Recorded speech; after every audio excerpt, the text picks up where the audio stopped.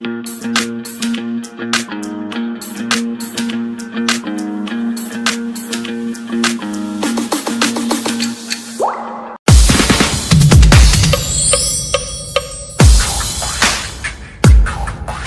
Everest Mukiibi ate nkomyewo okubaako ebyokya byembatuusaako naye nga sinnaba kubasunulira kubanga kino kyendeeta kikwata ku bakadaama abali mu mawanga g'ebweru mmwe abagenda okuba ebyeyo abali e Jordan abali e Saudi abali e Dubai abali e Qatar abali mu Abu Dhabi mwenna n'abali mawanga agatali mu kyondo kya Bwarabu abali mu mawanga g'abazungu abali wano ku lukalu lw'omuddugavu lwa Afirika nga mugenda maaso n'okunoonya ekigulira amagala eddiba kino kibakwatako nnyo temulina kukisubwa naye mbasaba musooke musubscribinge ate n'oluvannyuma tutambulire wamu muyite n'abalala nabo basubscribinge ku YouTube channel yaffe eno The Buzz Yogi. Kakati United Arab Emirates erina ekkoligo lyeyatadde ku basaabaze bonna bava mu mawanga 16 nga ne Uganda mwogitwalidde. United Arab Emirates ensi gye twogerako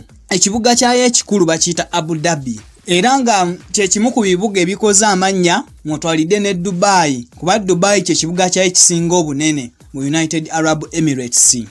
Naye eggwanga eryo erya United Arab Emirates lyaweze okutambula kw'abasaabaze okuva mu mawanga 16 nga bano tebateekeddwa kuyingira United Arab Emirates. Kiki kalunsambulira ng'ekitooke kya kibuuka nsonga za kirwadde kya COVID-19. Kakati amawanga ganokoddwayo nga abantu baago tebalina kuyingira United Arab Emirates kuliko Afghanistan, Bangladesh, Democratic Republic ya Congo oba DRC, India, Indonesia, Liberia, Namibia, Nepal, Nigeria, Pakistan, Sierra Leone, South Africa, Sri Lanka, Vietnam, Zambia, mwana wattu ne Uganda. Kakati obuzibu buvaawa gavumenti ya United Arab Emirates okuyita mu kitongole kivunaanyizibwa ku by'embuuka z'ennyonyi ekya Civil Aviation Authority eky'eggwanga eryo egamba nti embeera ya COVID-19 mu mawanga gano erabika okuba nga eyonoonese newankubadde nga zo gavumenti ez'amawanga gano ziyinza okuba zibulira bannansi ng'ekimbe bwe zigenda zikifunyaafunya naye yo United Arab Emirates egamba embeera si bweri lwansonga nti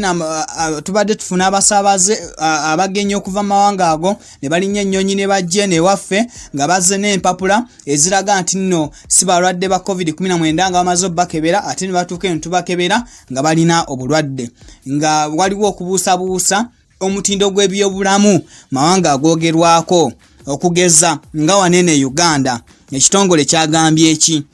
ekitongole ekya Civil Aviation Authority ekya United Arab Emirates kyagambye nti nga 7 omwezi ogw'omukaaga waliwo abantu abayingira eggwanga eryo okuva mu Uganda bali 319 nga bonna balina ebbaluwa eziraga nti tebalina bulwadde bwa COVID-19 era nga mu kusimbula Uganda basooka keberebwa nga results zaabwe ziraga nti balina kirwadde era results zino zibaawayo ku kisawo Entebbe nga balinnya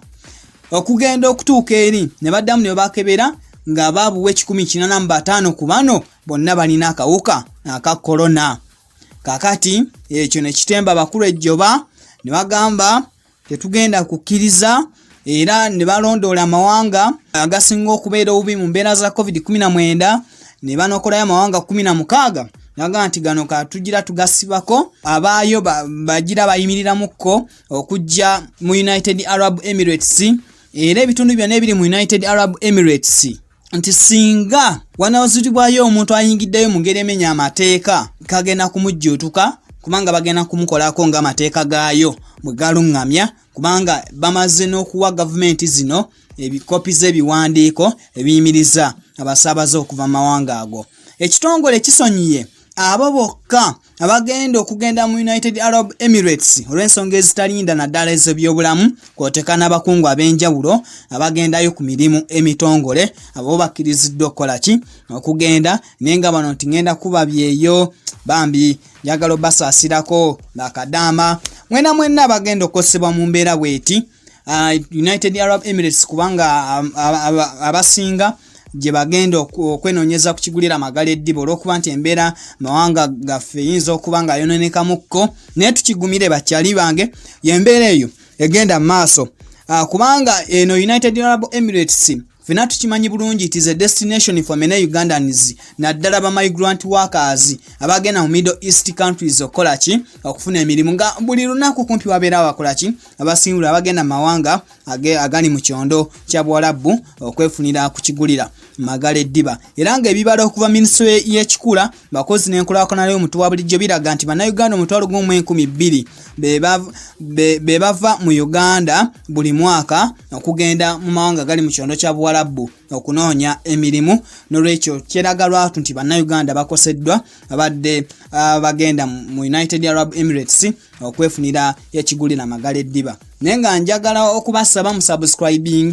ate tusobole okubeera nga tutambula ffenna ate muyite ne bannammwe bagende maaso n'okusubscribinga tulabe nga tutambulira wamu mwera nnyo mwebalire ddala naye nga tunakwalira wamu nammwe bakyali baffe olw'okuba nti nno kigenda kubakosa tetumanyi kikomaddi United Arab Emirates ejja kutubuulira nti kineeno kigenda komaddi oba embeera wenabe maze okudda mu nteeko mawanga agoogerwako ate ne gavumenti z'amawanga gano nazo tusuubira nti zijja kubeera nga zoogera ne gavumenti ya United Arab Emirates okulaba nga ate embeera bagizza mu nteeko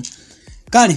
tunaddamu mwebale nnyo mwebalire ddala YouTube channel yaffe eno The Buzz Yugi mbere nga mubeera mutuchekingako ate munoonye obuntu obupya bwe tubeera tutaddeyo amawulire ge tuleeta gabeera goocha nga ate gabayamba mwenna mwebale nnyo bakyali baffe mubeere bulungi mweraba.